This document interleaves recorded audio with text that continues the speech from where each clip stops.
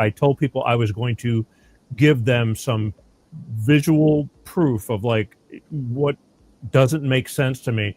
I'd like to play. I took 3 minutes from your website, Sure. Paul, and Sure. I'd like Go. to show the bodies because you mentioned the hair. Now they're silent; they don't really say anything. And on your website, you have detail about everything and like how it doesn't make sense. But I just need to show people because sometimes just telling them isn't enough. And even if so, let me just play this, and I hope I can do this real quick. So bear with me.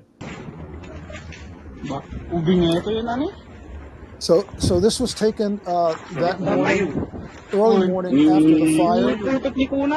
If you see that body, it is black ash, and there is hair on the person's head, cornrows, and the other person is their female. Here's a cat that is frozen in place, the one that I mentioned.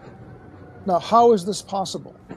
It's this cat, you can see that there's exudite.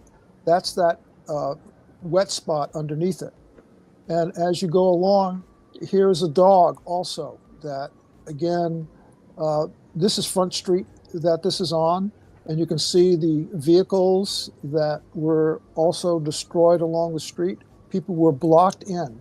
But again, you see exudite. The hair is fine on that dog.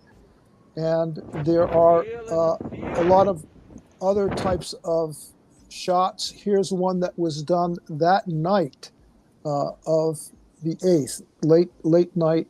I don't know how well you can see this, but right there is actually 2 bodies in that vehicle. And you can see the skeletons.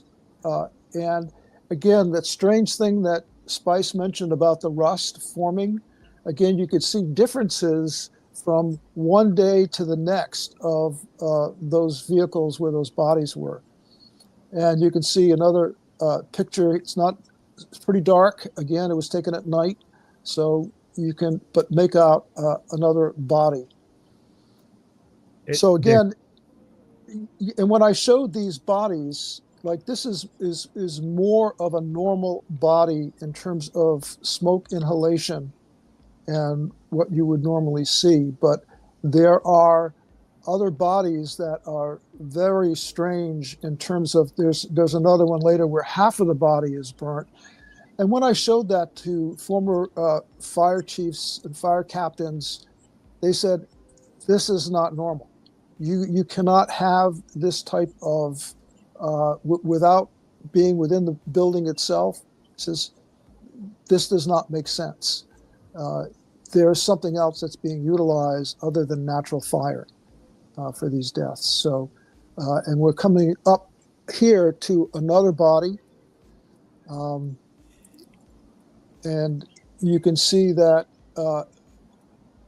part of this body, half of it is burnt and charred, the other half is not, as if it was hit by some type of energy wave on one side.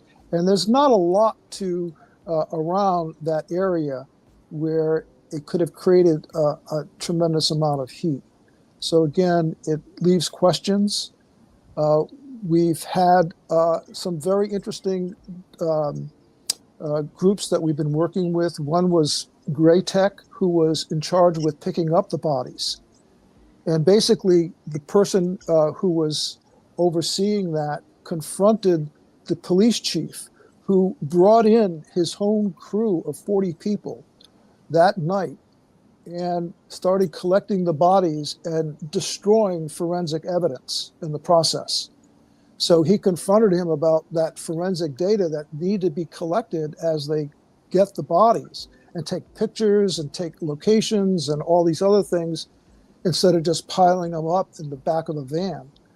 And so when he did do that, he got the anger of Police Chief Pelletier, and that resulted later in, after all the bodies were picked up, it later resulted in him being fired and not even getting paid for his work.